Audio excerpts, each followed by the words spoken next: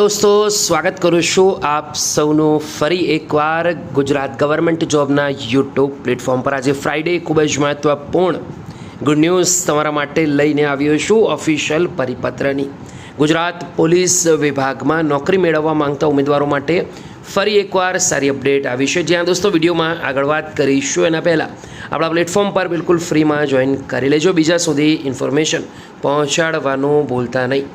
दोस्तों नोटिफिकेशन आ विषय प्रमाणे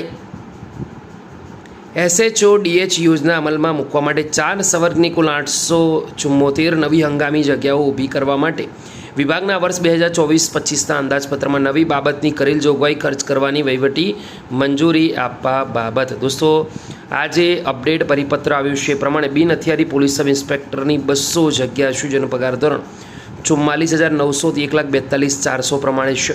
बिन हथियारी पोलीस सब इंस्पेक्टर 300 जग्या छे 39,900 થી 1,26,600 49,600 फिक्स सेलरी छे।